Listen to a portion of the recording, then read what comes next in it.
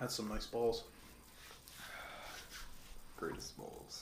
Hello, fans, friends, and enemies of the internet. I'd like to thank you for joining us for episode 7, we think, of Peeridium podcast. My name is OutBREAK, and I'm joined today by the lovely co-host. I'm Mojave. Alright, so, it's that time of year again. We haven't done a show in a while. As I've mentioned on the shows we have yet to post, I got a house, been busy. But what better time to return than E3 season? E3, It's E3 season, guys. Right. E-F-3. One of the biggest games expos of all time. It's lost some steam over recent years, but it's still going strong. Still a lot of big announcements. Some of the biggest announcements of the year. See some of the biggest games. So it should be a good time. Alright, so we're going to start off. We're basically going to talk about what's expected, what's definitely going to be there. And then we will transition into some things, some predictions. We'll do by company, so by Sony, Microsoft, Nintendo, and then we'll do the three big dogs. It's Ubisoft, EA, and Bethesda that are doing press conferences, Nintendo Directs, whatever they call them nowadays. They keep changing the name. Everybody's got to be original, whatever. So, I think it's going to be a big year. I say this every year for E3, but I especially mean it this year. I think last year was good. Definitely some good announcements.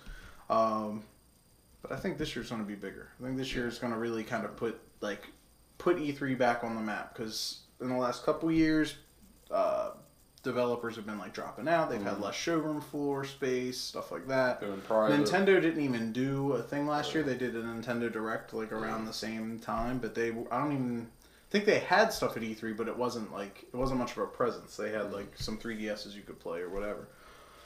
So, I guess to start, we'll go back within the last few weeks, months, whatever. We had some big announcements recently. Rockstar announced Red Dead Redemption 2, which got pushed back, but it was announced. Nintendo just did a direct the other day for Pokemon. We're getting Ultra Sun and Moon on 3DS, as well as a Pokken tournament or Pokken tournament, whatever you say. Like a remaster, a definitive edition, whatever, on the Switch. So there's been some big stuff. Out of what has been announced lately, do you have anything that's noteworthy that you know is going to be at E3 that you're most excited for? That I know for sure. I listed a few things. I mean, you got the new, the new system. I don't want to, jump ahead. The new system, Microsoft, Scorpio. No, I mean, we can like talk that, about, the predictions on stuff like that where we know it's going to be there. More so, I want to get, those I want to be a little more specific. So, with those, when's the release date? What's the price point going to look like? Whatever. But, the things that we know are going to be there, I'm cool about talking, let's talk them now. And then we'll go into, specificity, whatever you want to say. Battlefront 2. Battlefront 2, yes. Definitely one of the most hyped games for this year. And I have a prediction that I'm going to throw out later that I think that would be I'd jump out of my seat, I'd piss my pants kind of thing. That would be a big deal for me. I mean, just to, touch on that, they have a lot of room for improvement considering how bad Battlefield 1 was. It wasn't Battlefront. Yeah. It's all good. Not to get it confused. But Battlefield 1 was great. Battlefield 1 was great, yeah. They need to roll that over to put Star Wars skins on Battlefield 1, and they're good. Right. Well, I don't necessarily think, on the topic of Battlefront, DICE has had, dating back to, I guess, Battlefield 4 was probably the one that was that was the one with all the server issues and stuff at launch. So they've had a bumpy road in the last few years. And I don't necessarily know if Battlefront 1 was bad because it was a terrible game. I'm not saying it's a great game, but I'm saying I don't know if it was so much bad because it was bad in general, or if it was because it was coming off the heels of the incredible original 2 Battlefronts, which were, some of the best Star Wars games, some of the best games of that console generation. Yeah, for sure. I think it's a combination of both. It's you can't say one without saying the other. You had something to compare it to by the same, developer and all. and then it was just a lackluster game. Yeah. Yeah, for sure. I was just saying, like, I feel like Yeah. Battlefield 1 was outstanding. Battlefront 1 was subpar. But I feel like Battlefield 1 was almost like an indication that, like, all right, we get it. We screwed up the last couple titles. We messed up Battlefield 4 terribly. Battlefield Hardline, it was okay. You know, like, some people loved it. A lot of people either thought it was just or hated it. And then Battlefront 1, they're like, all right, we dropped the ball. We tried to make this thing, it was a money pit, easily. $50 in DLC, and it was like BS, like a couple maps or whatever. Like, and I feel like now they're like, okay, we're seeing developers that are doing these things, like releasing games. They even did it with Titanfall 2. Releasing a game, no paid DLC. Yep. You can pay for skins or whatever. But you got games like Overwatch running the gamut. Like, we're definitely going to see Overwatch. That's something I'm sure, whether it's a sequel or just like more content or whatever, Overwatch is going to be there. It's bound to be. Yeah. But yeah, I know they have something coming out, like the space map or something. I don't know. I haven't really looked more into that. But yeah, it might be announced. Blizzard has BlizzCon and stuff like that. Like, they don't need E3, but I feel like for Overwatch to not be shown would be idiotic. It's definitely going to be there in some way, shape, or form. But nonetheless, I feel like EA, people are watching EA. People know. Their pay models with Madden, with like all that. It's becoming to the point where they're really price gouging in every aspect of the word, and I think now people are like, well, these games that are much better, such as Overwatch, are, you know, I pay $60 and I get the maps, I get the characters, I can get the skins if I play enough, or I can buy them, but they're just skins, they don't do anything to the game. Like, I think EA is gonna maybe make a turn for the better this year, and I'm hoping, because even like games like Madden, I'm not a big sports player, but I do, every couple years I'll buy a Madden or whatever. But the last few years I haven't even bothered, because it's just like, I know that like Ultimate Team and all that bullshit, and it's like, no, you guys aren't getting. I have a hard time spending $60 on a sports game as it is, because I don't play it enough. And then you're doing all this BS. Like, I'm not down with it. Yeah, everything. It's just no. So I'll just run, I guess, so we can get onto the predictions where we can really go into detail. Some of the highlights of games that we're expecting to see. Call of Duty World War II. I think that's the actual name of it, but it's Call of Duty taking place in World War II, if that's not the correct name. Red Dead Redemption 2, which got pushed back, but I think we'll see it. I think it's absolutely going to be there in some form, an extended trailer, maybe gameplay, what have you. Days Gone, which we saw extensively last year. I don't think there's going to be as big. Like, last year was like a 5 or 10 minute gameplay demo. I don't think we're getting that this year, but I think we're getting some definitive details, and probably another, like a release trailer or something like that. The Last of Us 2, I can't wait. I got my Last of Us shirt on. I'm hyped. I was so hyped for that game, and I can't wait to see it. Of course, those two previous titles, Days Gone and Last of Us 2, PS4 exclusives. Ultra Pokemon Sun and Moon, which was just announced earlier this week. I'm sure we're going to get something about it. Right now, we're kind of in the dark. It's like, all right, we're doing it's like a sequel, in the same sense that like they had Pokemon Black and White 1 and 2. We don't know what it is. Everybody thought that it was going to be Pokemon Stars, which was going to be a Switch version of Pokemon Sun and Moon. So I think a lot of people are disappointed. So Nintendo needs to show us, like, why do we care about playing another Pokemon Sun and Moon when we just got one last year? Like, they were great, don't get me wrong, but like, why am I going to buy something that takes place in the same realm, in the same storyline, whatever? It's going to be Pokemon Go Switch. Yeah, exactly. Pokken Tournament, Switch, whatever the actual name is of that. ARMS, which is that's about to come out. I'm sure we'll see that. The City of Final Fantasy NT, which was just announced. And this, I definitely want to talk about this. I'll get back to it in just a second. I want to go through the rest of the list here. But Square Enix and Final Fantasy, I got to talk, especially for our buddy Rob. Rob Status 17 on Twitch. Check him out. Just to say some peace for him, because he's been going off about Final Fantasy 7 and Kingdom Hearts 3. Crash Bandicoot Insane Trilogy, Battlefront 2, and many more. It's going to be huge. It's so many titles. It's going to be so many titles. It's going to be bigly. It's going to be wonderful. But before we move on to absent titles, Square Enix has to show Final Fantasy 7 or Kingdom Hearts this year. And I would be shocked if neither one of them has a release date or release window.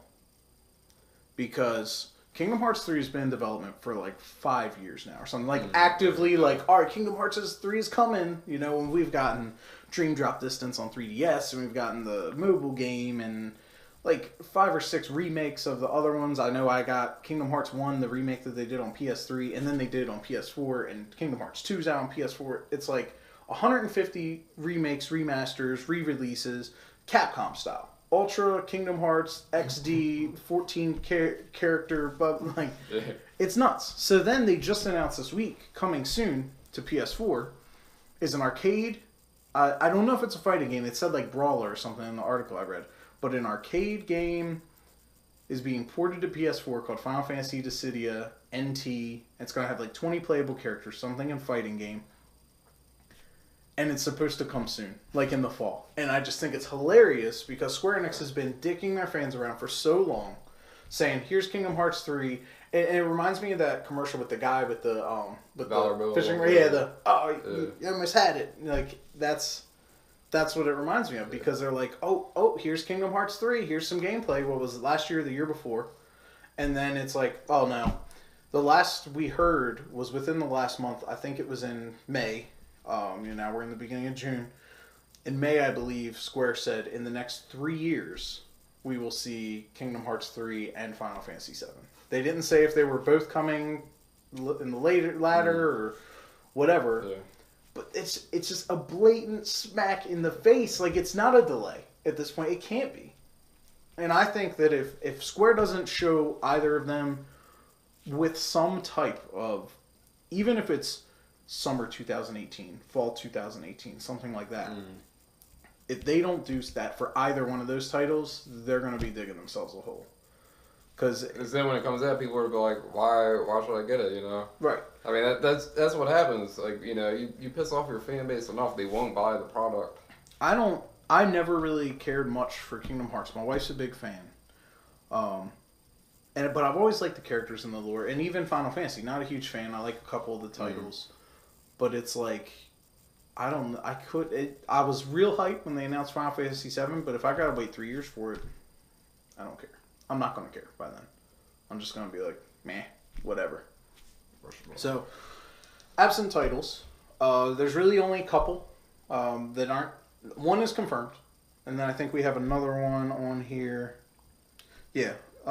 So Death Stranding. I'll pitch that one out there. Death Stranding. Hideo Kojima's newest title was announced last year. Norman Reedus is on the project. Guillermo del Toro is on the project. It's going to be big. It's going to be a big title. It's definitely something people are hyped for. The big falling out with Hideo Kojima leaving Konami while Silent Hills was in development. Metal Gear Solid 5, he was like, it was iffy on. We'll probably see Metal Gear Survive, that new trash zombie Metal Gear game at E3 this year that Konami's doing with the license. But it got pushed back. They said they really need time to work on development, and I feel like he's a passion project kind of guy. He's not a guy that's going to release a title if it's not what he wants it to be. He's not going to just tack on something and throw it out there. And Death Stranding is going to be vastly different than what Silent Hills was going to be. So this is something that he may need some time to, hit the drawing board on and say, whatever. He is going to be at E3. So I don't know what he's announcing or why he's there. I think he's just part of like the Coliseum event that Jeff Keighley's hosting or something, but he's going to be there. He's just charging $300 for autographs. Right. That could be. He could be Stan Leeing it up. But I'm sad that it's not going to be there because that trailer was so like, it was ambiguous, like what the hell's going on? And now here we are. We don't know what's, we're not going to know till TGS or something like that, till X date. And I know there was another absent title that isn't confirmed to be absent, but it's very likely. It's likely. So, Borderlands 3. Gearbox, which is the developers of Borderlands. Their chief creative and we really don't know the title name yet, but everybody's just calling it Borderlands 3. He's the writer, Mikey Newman. He left the studio due to poor health. I mean, he's like still on good terms with them and everything, but he just says he can't develop and write games anymore. So I'm sure whatever was in development for Borderlands 3 is probably pushed back. We probably won't hear anything on it for a while. I would like something to come out, but I'm not holding my breath on that one.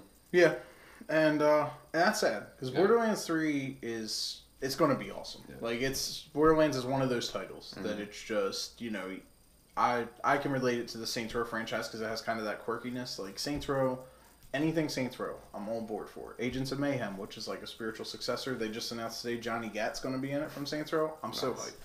But that's like with Borderlands, like even if the game were half as good as Borderlands 2 or Borderlands 1, it's still going to be good. It's still going to be fun.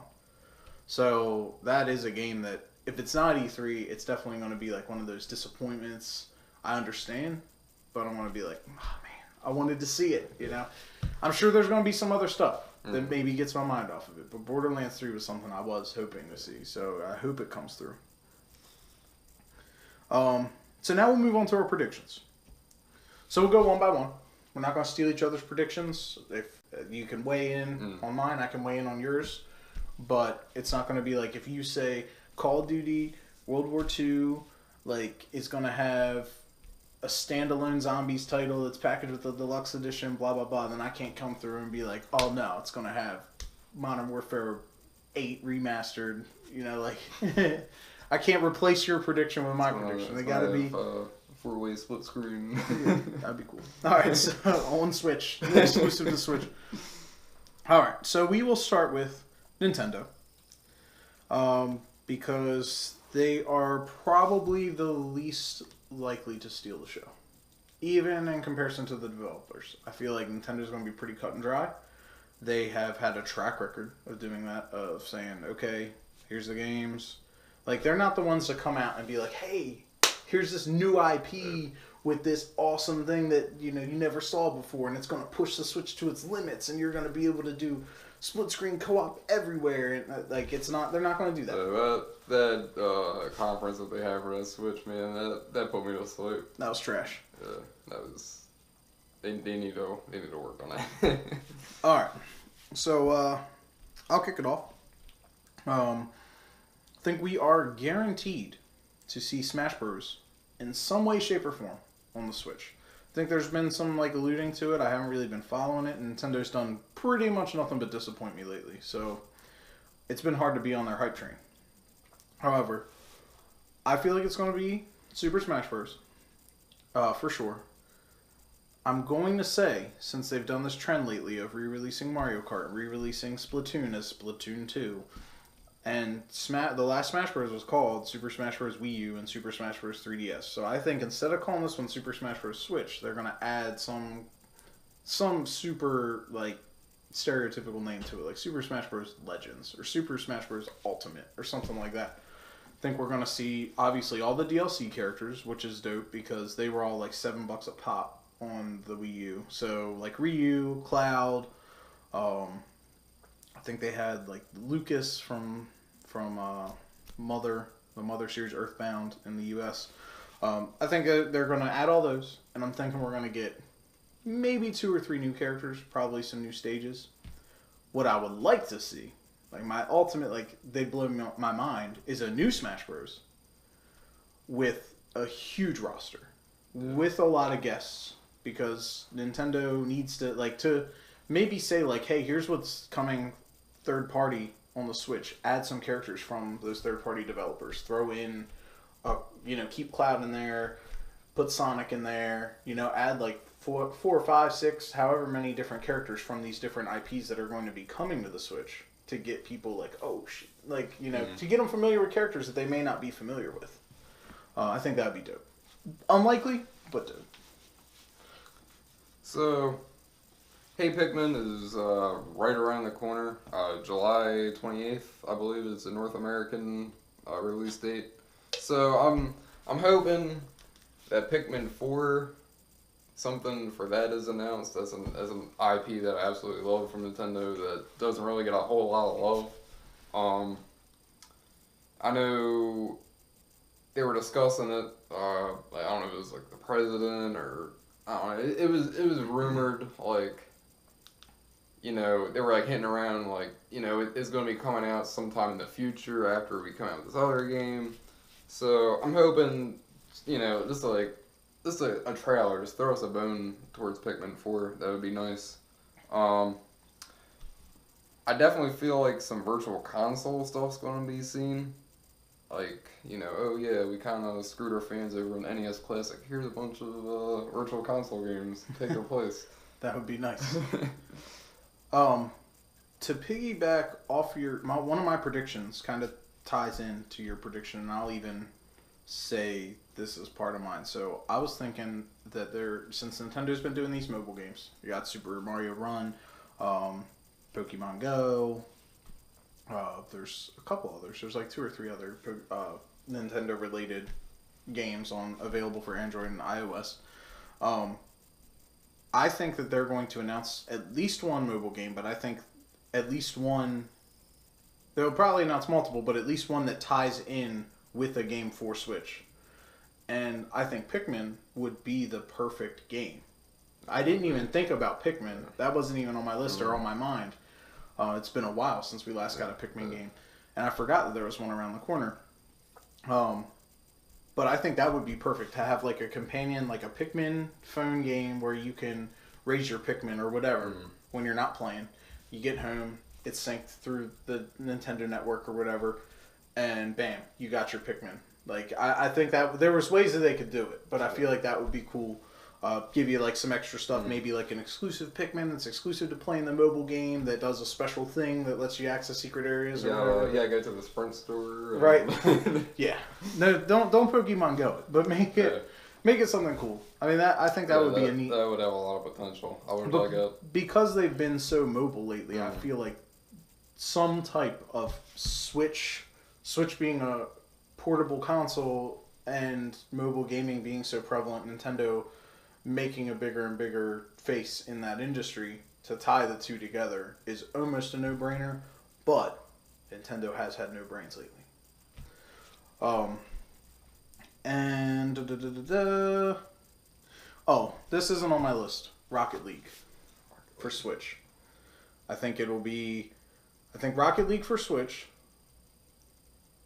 and I don't think the hardware could handle it, but super hype, like people would buy the console or guaranteed to buy the copy of the game on the console, make it split screen.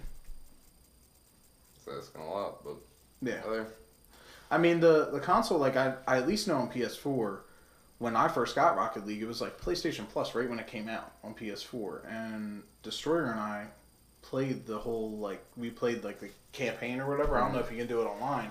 I don't really play Rocket League, but we played through a campaign split screen, and so I know the game can do it. Yeah. But on the Switch is the question. Yeah, I mean, I would think it would have to be docked or something. But that would be a pretty dope thing. That would be a good game to play on the go. That would really be a game of when I get my Switch, that is a must. If it has that feature, that is one of the things where when I want to show off my Switch, I take it out somewhere and go, hey, let's play a game of Rocket League. Here's a Joy-Con, let's go. And it's doable.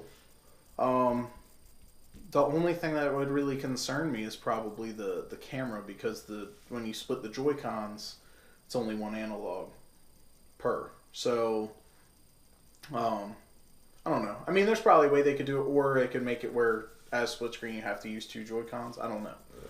Whatever. I'm not the dev. I don't make those calls. However, that'd be awesome. You got anything else for Nintendo? That's it for me.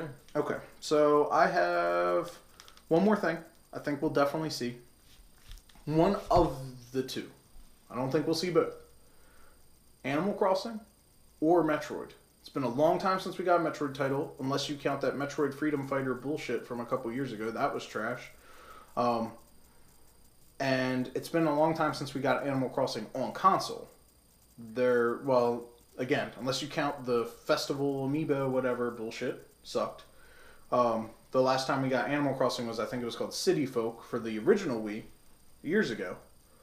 And then we got the 3DS one, which was really good, but that was even a couple years ago. So I think either of those IPs will be making a return, and I don't know how. I don't know, to what extent, because, Metroid, you got Metroid Prime, but you got classic side-scrolling Metroid. What's it going to be? Is it going to be a hybrid? Is it going to be Sonic Generations, where it's like you go when you're in ball form, it's 2D, but when you're, you know, the Pac-Man crossover where you're Samus rolling in a ball going after the ghosts. I don't know, but I think either of those, it would be a smart move on Nintendo's end. And one last thing, SNES Classic Mini announced at E3. Pre-orders live at E3. I could see that. I think it's going to be, hey, the SNES. Yeah. I mean, when did they start the pre-orders for the NES? Was that July? Or I think it might have been earlier. I feel like it was like April. I think it was before E3. And remember, Nintendo wasn't at E3 last year. Yeah. So we didn't get shit about the NES Classic. All they were doing was like did they hype the Switch at E3 time last year? No, it was later than that. Yeah. Yeah. So whatever they hyped in their Nintendo Direct, NES Classic had nothing to do with it.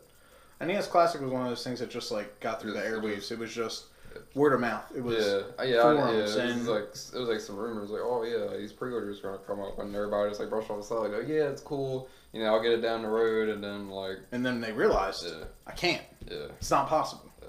Because I remember I pre-ordered mine like day one. I was like, I'm getting this. This is for me. This is my kind of console. And I pre-ordered one right away. Absolutely was not waiting.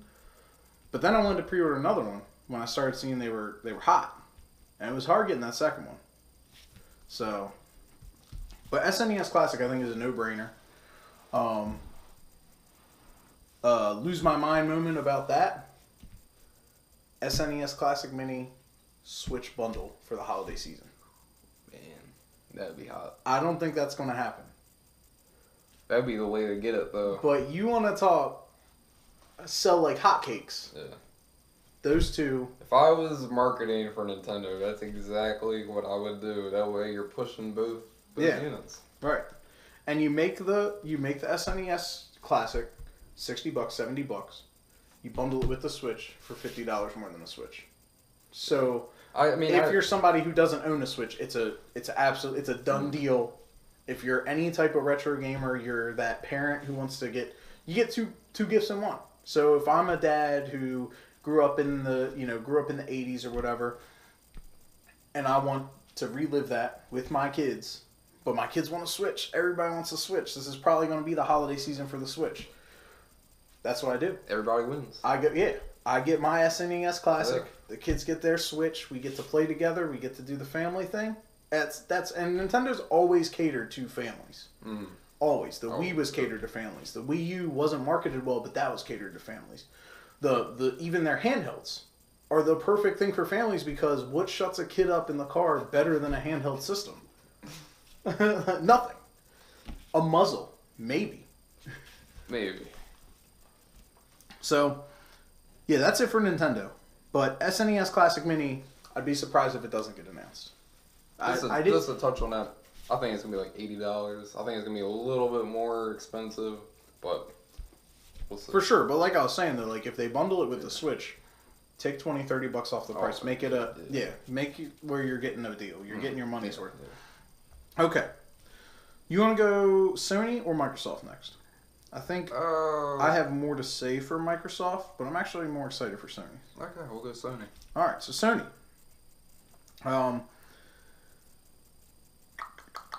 Big Crash Bandicoot.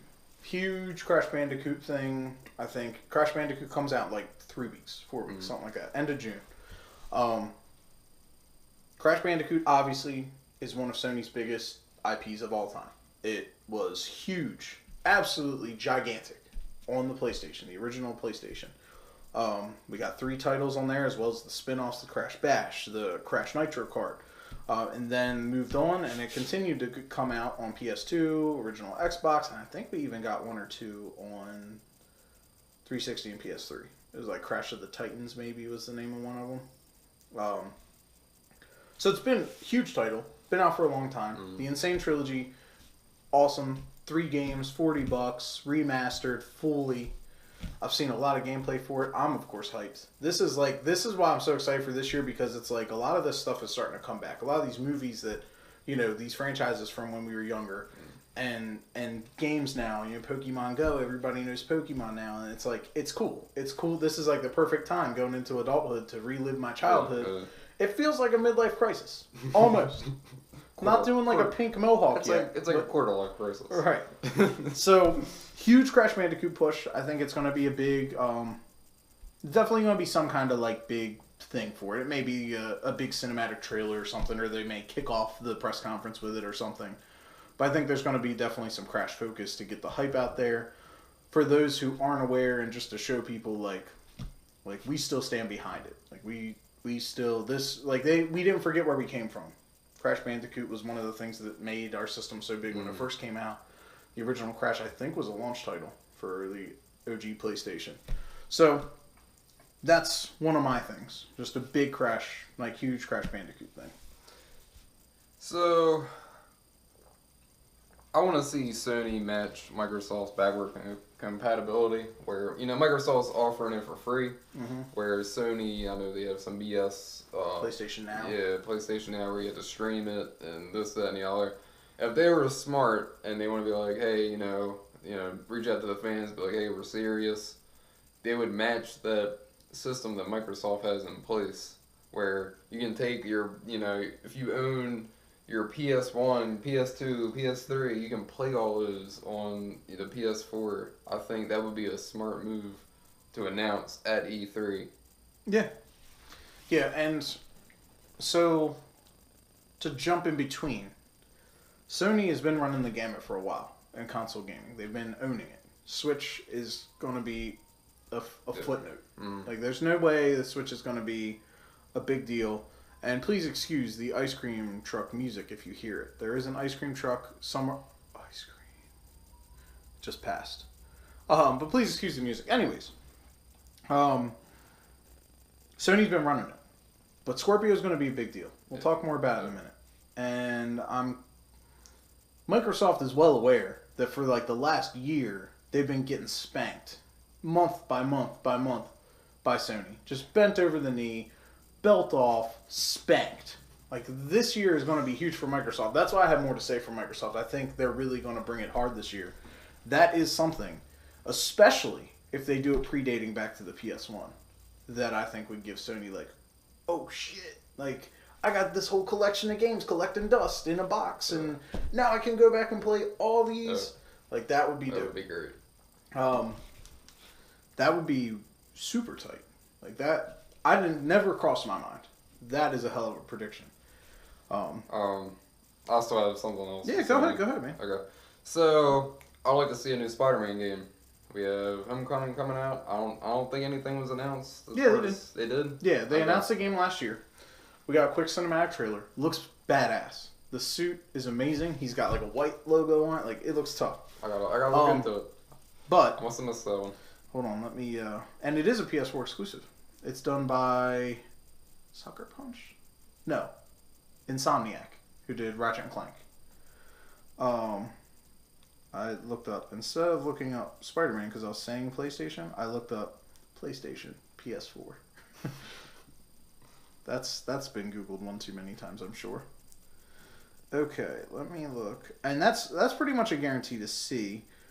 I wouldn't be surprised if we got a release date and all with that, because it's been in development for a while. Here's just that get hype, like badass Spider-Man on the side of the building shot right there. Yeah.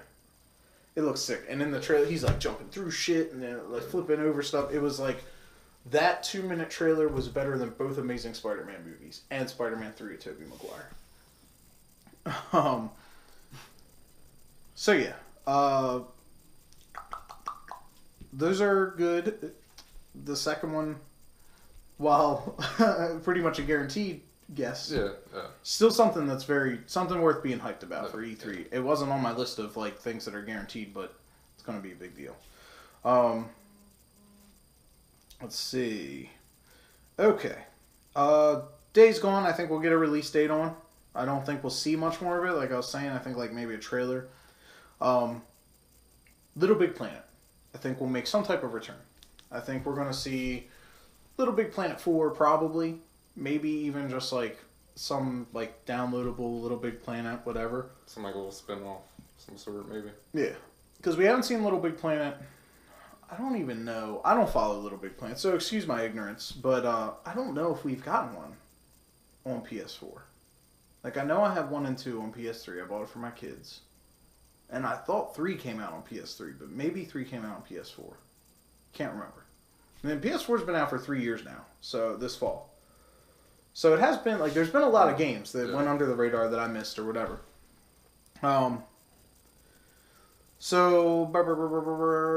Little Big Planet, we're definitely going to see God of War. I think guaranteed release date, and I think God of War is going to take the place of the Days Gone trailer we got last year at the very end of the press conference. I think this year it's going to be God of War. We're going to see a 5-minute, 7-minute, 10-minute God of War trailer. Kratos is going to be kicking ass. It's going to show you that first, like, big boss battle, and it's going to end with him beheading some MF.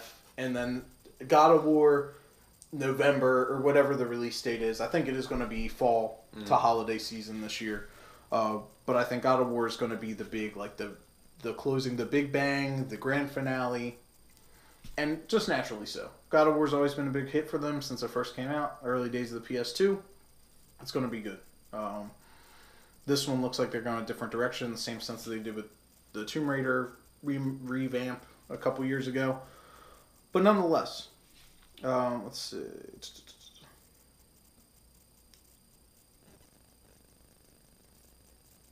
Okay. That was one of the guests that I invited for the show tonight, responding to me to say they weren't going to make it. Okay. So my lose my mind moments for Sony. I got a couple of them.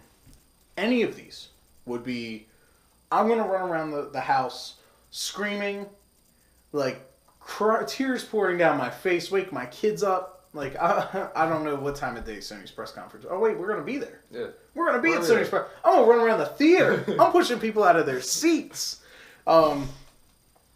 So, one of those would be a Spyro remaster. Crash Bandicoot's getting a lot of steam. It's going to be a big deal. People are going to love it. It's going to sell well. Pretty much guaranteed. Even through the holiday season. I think Crash Bandicoot's going to be one of those stocking stuffer type of games. We'll probably see a price drop around Black Friday to $30 or $20 or whatever. And it's going to be one of those things. A lot of kids are going to be getting Crash Bandicoot for Christmas. Just heads up. Santa, stockpile Crash Bandicoot because you're going to be filling a lot of stockings. It's going to be hot. You're going to be dishing them out. Like Gambit with cards. You know, Ninja Turtles with shurikens. Maybe more so the Ninja Gaiden guy. Ryu or whatever. Ryu. Maybe more so like him. I don't know how many Ninja Stars the Ninja Turtles throw. But you're going to be dishing them out. So Spyro would blow my mind. We're seeing a lot of shit come back from us being kids. I think it's almost inevitable to happen at some point. Yeah. Maybe not this year. Maybe not this fall. Maybe not next year. But I think it's going to happen at some point. Within the next 5 years. Right. Definitely. Maybe. And they could do just like they did with Crash Bandicoot, they had the Skylanders announcement tie in with the Crash Bandicoot Insane Trilogy. They could kind of do that with Spyro because Skylanders started out, the first one was Spyro's Adventure. So they could do like a thing like, alright, it's back, maybe this year's is Crash and Spyro. Because they even had a partnership on Game Boy Advance a long time ago. I mean, a lot of you probably don't remember that. They had like Crash Purple and Spyro Orange, which were both awesome titles. PlayStation All-Stars Battle Royale 2.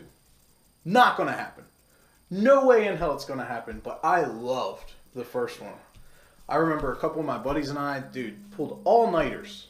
All-nighters playing it. Hold on, let me say... I'll call you back later. There we go. PlayStation All-Stars Battle Royale 2 would blow my mind. And it would be the perfect kick in the ass, or not kick in the ass because it's not going to dethrone it or anything, but the perfect thing to say like, hey, Nintendo, we knew you were going to announce Super Smash Bros. For the Switch, so we decided to announce a game that was close enough that will keep people from buying the Switch and keep them playing the PlayStation. And my last one, and I have another similar one for one of the developers, a new Siphon Filter title. There hasn't been a Siphon Filter title since they released a few on PSP, PlayStation Portable.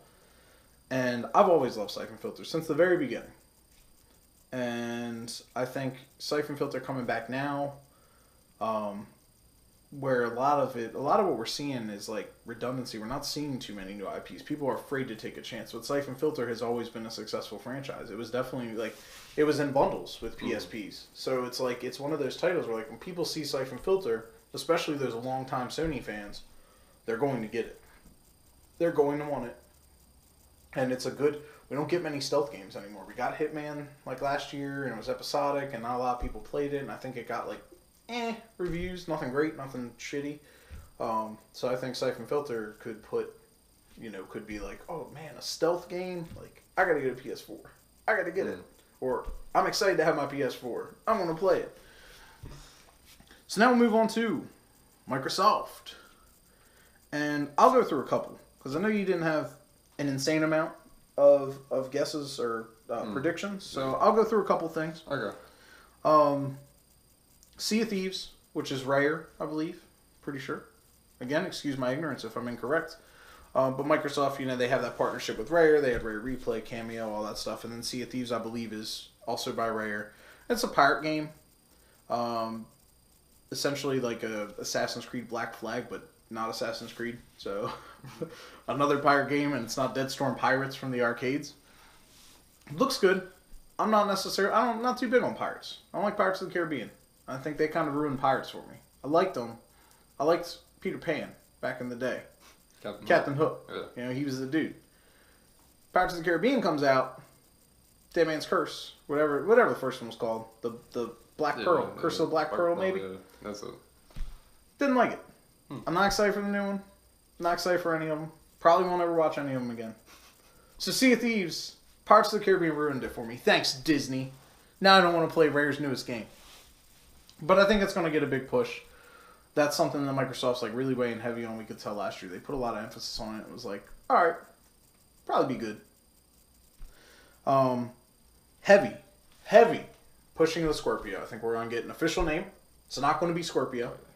One of the podcasts I was watching, they guessed Xbox Elite, or Xbox One Elite, and with the Elite controller also being available, I think that matches, but I don't know if they want to do that because there is an Xbox One Elite controller bundle, and I think that may confuse people. So I'm thinking something similar that has that Elite feel, like Xbox One Prime, or well, maybe not that because of Amazon, but something along those lines. Yeah. Something Xbox One Ultra, something to say like, this is the thing, this is the beast, this is the Corvette of the Xboxes.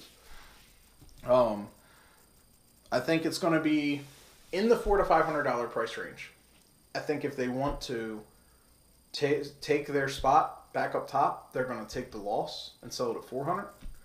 I think the most likely price point is $450, and I think if they want to shoot themselves in the foot but make it profitable, it'll be $500. I think $450 is going to be. I'm like 99% sure $450 is going. $449 is going to be that sweet spot, that in between. But I think if they really want to say like, hey, screw you, like screw you, Sony, we're taking it back. We're coming back on top. They do $400. Those things are going to sell. They're going to fly off shelves. They're going to be hard to find. They're going to be almost like a Nintendo system. They'll just be adequately stocked, and they'll actually realistically sell out because there was that much demand for it. It won't be like Nintendo undersupplied by 50%. Yeah. EA Games montage, because of the EA, what's it called? EA something. I used to be a member. They have an EA subscription. It's like $30 a year. You get to play all the older EA games. Play, maybe? I don't know. Something like that. But I think they're going to do... EA Access. That's it. Yeah. So I think they're going to put a big push on EA Access because I don't personally know anybody who still has EA Access. So I think there's going to be some type of thing to say like, hey, by the way, I don't know if y'all forgot, but we still have this. And maybe give it out for a couple months free after showing a big thing or whatever, a month or a weekend or whatever. But something to get people back on board because I feel like that's something that was a really big deal. Like it was something that I was telling people when they were considering like, hey, Xbox One versus PlayStation 4. I'm a little bit partial to PlayStation 4. I like both consoles. But I would tell them, like, look, if you want to get an Xbox One and have, like, a library of games right off the bat, for half the price of a game, buy a year for $30 of EA access. You automatically get like Plants vs Zombies. It was like Madden 15 at the time. The first Titanfall might have even been on there. I'm just like, you get 4, 5, 6 good games, and you get to play them for a whole year, and you don't have to worry about getting another game for a while. Like that was a good thing coming on board. But now there's a huge library. Not as big of a deal. It's not as much of a, I gotta have it. I gotta have my EA access so I can play year-old games. But I think there'll be EA games / EA access montage. And I think that they're going to announce Xbox VR. I think it's more likely that it's going to be a partnership with Oculus or HTC. But I definitely think they're going to get into the VR games, the VR scene, because it's growing. More people are getting interested by it. The library's growing constantly. And it's already available on PlayStation. Nintendo said that they're kind of messing around with it, may see it at some point. So Microsoft, it's almost at a point of like a shit or get off the pot. Like, are you going to do VR or are you going to stay out of it? I mean, to touch on that, their AR, the augmented reality with the HoloLens, like you really aren't hearing a whole lot more about that either. Yeah, and I don't even think it's going to be a big thing. But they got the Scorpio coming out. It's going to be a powerful system. It's definitely going to be powerful enough to handle VR. And I think it's almost a no-brainer for them not to do it. But it is also, it's kind of a gamble because they could do it and it could flop. Like the Kinect on Xbox 360. Like it was a really cool concept, but it didn't really do that well. It wasn't executed well by a lot of developers. So they could say, hey, let's do VR, and then it end up everybody's like, I don't give a shit. Yeah. Like I'm just gonna, if I want VR, I'll buy PC. If I want VR, I'll buy PlayStation. Yeah, I mean, I think VR in general is still a gamble. Like it's not like it hasn't taken off. I mean, Microsoft could be the company that does it, but it really hasn't caught on for games and stuff like that. I don't think there's a way to do it yet, like conveniently and like with optimal performance. But if they really wanted to do VR and be like, all right, look, we're just gonna do everything better than everybody, wireless VR. Yeah. That would be like the thing to say, like, all right, look, we're Microsoft, we're gonna kick some ass, we're gonna come in hot. Here's what we got. We got Xbox Scorpio, good price tag, VR. It's the first wireless VR. Here we go. What's up? Mic drop. All right, so you had a couple predictions. If you want to run through them. Yeah, for sure. So the Crew 2, definitely hope to see some stuff on that. Destiny 2. Everybody has played Destiny on Xbox. Like, I don't know of a single person who owns an Xbox that didn't play Destiny. So, Destiny 2, it's, definitely coming out. Hope to see some more stuff on that, some gameplay, Along them lines, BioWare, they supposedly have a new IP coming out. I think it was called, like, Starlight. Or no, that's Bethesda. That's the touch on later. I don't Knights of the Old remember. Republic 3? Is that what it is? Yeah. Star Wars Coder 3?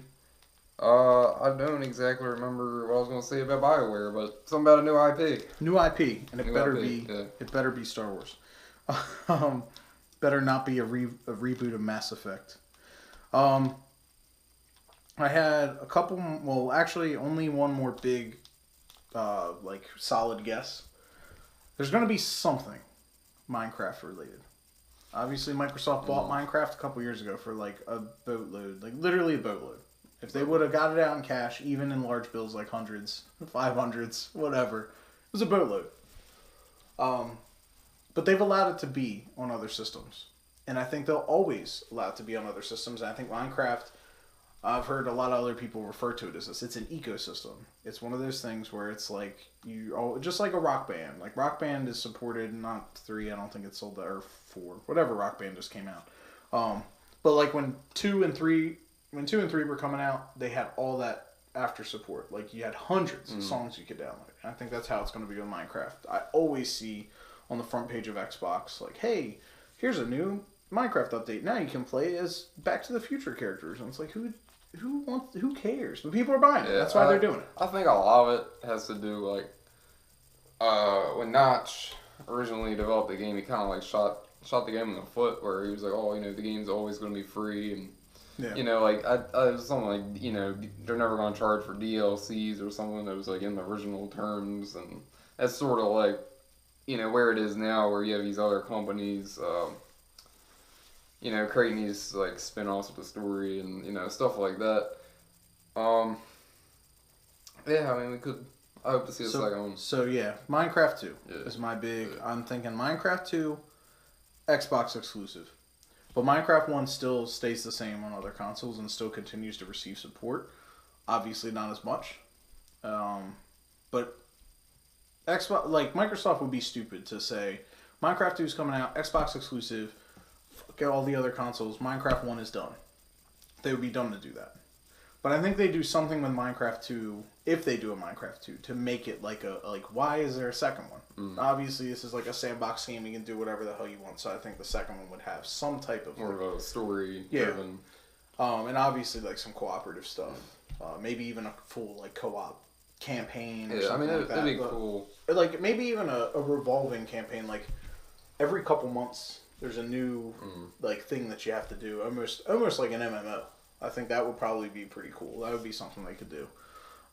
Or have different like game types where you go in. Some will be like a 7 Days to Die kind of thing where, it's all about just building up a really nice fortress and getting materials and stuff like that. And then there could be just a general no creepers. Hashtag no creepers. But I think that would be cool. And then my lose my mind moment, since we were just talking about Rare, Conker's Bad Fur Day 2. Project Spark had the infamous Conker DLC. Oh, here comes the Twitter hate. Right. The infamous Conker add-on, or level pack, or whatever you want to call it, that got us so much hate when I gave it a 1 out of 5 or a 1.5 out of 5 or something. I gave it a trash review because it was absolute garbage. But we got so much hate, and it was stupid. At the time, we were still we were even smaller than we are now. And we were getting all this hate, and people were arguing with us. And I was just like, look, Conker's Bad Fur Day has a lot. Like, if you're going to put Conker on something, you have to live up to the name. Mm. And it was broken as hell. Like, you couldn't even really play through it. I remember Destroyer went through it a couple months ago. And he was like, look at this. And, like, I was like, dude, I told you, it was trash. I don't know why you even installed it. Like, why'd you waste your time and your hard drive space? Some people just have blinders on.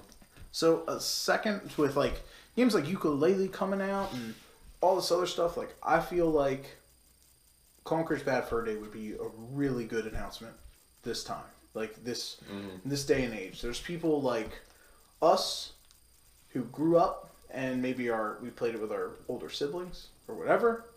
I think that, like, Conker's Bad Fur Day 2 is going to appeal to the masses.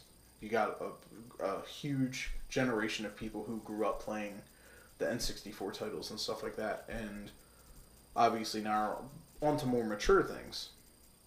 But there hasn't been really any good platformers. Even Ukulele got fairly disappointing reviews. So I think Conker's Bad Fur Day, while it's probably not going to happen, I would lose my mind. I would absolutely, that above all else, it would make my E3, I would break my TV. I would be like, oh my god, and throw something, hit the TV, TV's done. I'm not even mad. I'm like, it's Conker, like, it's alright, I'll make the money back streaming, like, it's okay. That would be nuts. So the show's kind of dragging on. We're talking a lot, but there's a lot to say. There's a lot to be said. We'll go into the others. There are, again, three big ones. We got EA, who we won't really talk about too much, and we got Bethesda and Ubisoft, and then we'll talk about like some other stuff we think we may see from developers like Rockstar or what have you. So, you had mentioned Bethesda, so yeah, I guess we'll start off. We'll talk a little bit about Bethesda. Go ahead. So Bethesda, they're kicking around this Starfield, which they trademarked back in 2013. It is an open universe sci-fi, theme going on to it. It's heavily rumored that they're going to make an announcement on it at E3. It's been in development since 2008, which is a hell of a long time for a so game. it's Kingdom Hearts 3. So it's basically going in the same engine as Fallout 4. But what we know so far is there's going to be 5 to 10 different alien races. It's going to be space travel. There's going to be like hubs. And somehow it's going to tie into both Elder Scrolls and Fallout. So, it's a crazy thought, but that's like what all the rumors have led up to this point. So it sounds like No Man's Sky, right? No Man's Sky with labels with main like licenses. Sounds like No Man's Sky with licenses tacked on. That's good, but in the same development hell as Duke Nukem Forever. Son, I'm skeptical. Yeah. But I don't think it's interesting. I'd never even heard of it. Yeah. But it sounds like it could be good, and that would be awesome if we saw it. Now they did just release Prey not that long ago. It is, and that was technically a new IP. Mm. So, are they going to push a new IP at E3? It's possible. Bethesda has made their, like, they just started doing press conferences. This is their 3rd year, and they've kicked ass. They've had Adam Sessler and Morgan Webb from X-Play. Like, they've done it big, and I'm pretty sure it's going to be that way again. Sessler was just tweeting the other day about having to get a new outfit for E3. So it's very possible that they're going to lead it off again, and that, their whole press conference, even the shit like the Elder Scrolls card game that I'll never ever play ever, still just like it's just hype. The way they get you, you know, all the guys coming out doing their thing, Todd Howard, all the other dudes kicking ass. I mean, I doubt we're going to see like anything like Fallout 5. Like, I think we got a few years down the road for something like that, because they're still pushing out like DLCs and updates. And Morrowind just came out like that for ESO. But that actually, I put in my prediction that I think we'll get a very light teaser for a new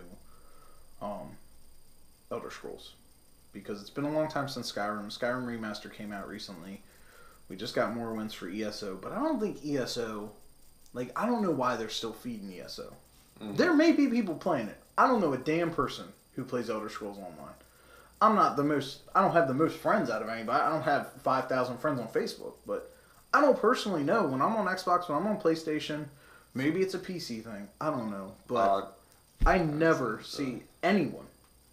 You know, I don't game all the time, but I usually check my friends list when I first log into game. I haven't seen a person play Elder Scrolls Online since they had like a free weekend or whatever on PlayStation a while back. Like that's it. I don't know anybody. Maybe Morrowind is going to revive it, but I don't even know anybody that was huge into Elder Scrolls back then. I think that was more of the time frame where RPG games were a niche. Yeah. And now since you got the Skyrims and the Fallout 3s and 4s and all that, now it's become much bigger. But I think back when when Morrowinds came out, Elder Scrolls 3, I think it was still like one of those things where like RPG gamers were a small group, like a consolidated, that's all they play, or that's like their big thing. You know, like almost like World of Warcraft players, but that's the console version of that. Were RPG gamers. So this ties in with my Siphon Filter guess. I think Ubisoft is going to announce a new Splinter Cell. I think this is the perfect time to do it. We haven't had a new Splinter Cell since Blacklist, which was probably 2013 or 2012. Like, it was a long time ago. I think new Splinter Cell, I think it's going to be dope. I think either Sam Fisher looking badass, maybe like old age, last kind of like this is his last thing, goes out in a blaze of glory. They finally, they kill off the Splinter Cell franchise. It's going to be Logan. Or female protagonist. It's going to be Logan. Wait a minute. True. No, I think female protagonist would actually be fairly fitting. We're seeing a lot more strong female roles in games, and I think Splinter Cell would be something where it's not like a blatant, like, oh, we put a female in it because we want to show that we care about women's rights. Like, I think that is a good role, like a girl kicking ass, like Alias style, or something like that, like a girl who can really hold her own and beat some ass and whatever, and tie her and put Sam Fisher in the game. She's working under his wing. She's his daughter. Something like that. Like, do something crazy. Live a little. Go out on the edge. Because I heard that new Assassin's Creed games pretty much guaranteed to happen. There's like leaks and all that shit. And there was talks like, is it going to be a female protagonist? And I'm pretty sure it's confirmed that there isn't. It's not going to be. So I think that another Ubisoft title, they got to get into it. I think they now's the time where that's a smart decision. It's getting to the point where like people, I personally don't care. And in most cases, like when I play a game where I have a choice, I always pick a female. But I'm not going to not play a game because I'm a female character or a male character or whatever. Like, to me, gaming's a fantasy. Make me feel like I'm the character and I'm cool with it. I don't give a hell who they are. You make me a blob. And I like Earthworm Jim because I feel like I'm playing as an earthworm in a spacesuit. Like, you can encapsulate me in the experience and make me actually feel like the character, then I'm cool with it. Battletoads have you sold, man. Right. So, I feel like that would be a very smart decision. And my lose my mind moment for just the general whatever. We're not really, again, trying to shorten up the show. It's getting pretty long. My lose my mind moment, outside of the other ones I've already mentioned, would be, I'm losing track of my mind because we talked about so much. EA says, we fucked up. Battlefront 1. We really fucked you guys. Alright? We sucked. We're sorry. And now that we think about it, we've been kind of doing that with all of our IPs. Even with Madden. We've been really screwing you guys. We've been bending you over. I'm sorry. I'm EA. I'm Mr. E. And here's Mr. A. Both real sorry. So what we're going to do, try to win y'all back. Watch this Battlefront 2 trailer. And we have a big announcement after. Bam. Huge Battlefront 2 trailer. Crazy shit going on. All this stuff. You got Jyn Erso, playable character. You got Rey, playable character. You got lightsaber duels. All this other bullshit. Craziness. Just going on everywhere. It looks badass. And it actually looks like a fun multiplayer title and not some run-of-the-mill, tacked-on, reskinned FPS. So they make it badass. They actually make you want to play in third person. Oh shit. Oh shit. What's the announcement? That just blew my mind. Alright, here it comes. Here it comes, everybody. Free. With every single copy of Battlefront 2. Fully remastered. Original Battlefront 2. Everybody goes, what? And just like the Clayton Bigsby skit from Dave Chappelle, when they found out Clayton Bigsby was a black dude, heads are exploding. Everywhere. There's blood. It's madness. It's just insane. People literally die on the showroom floor at the announcement. I think that is something that would really say, like, look, we really screwed you guys with the last couple titles. And the first Battlefront 1, Battlefield 1 was good. Not taking anything away from them. Even Titanfall 2 was good, but it was underrated because all these other games were coming out. But Battlefield Hardline, Battlefield 4, like, they were subpar at best. Being optimistic. So they say, look, we're going to do it right. Battlefront 2 is going to be the Battlefront you wanted last time.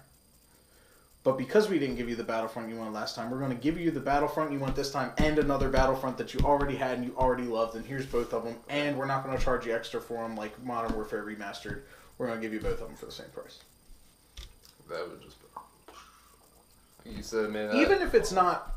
Sorry to cut you off, just real quick. Even if it's not like a full HD remaster, if it's just like upscaled or whatever, and ported or whatever, as long as it has online support and stuff, I don't think anybody's going to give a shit.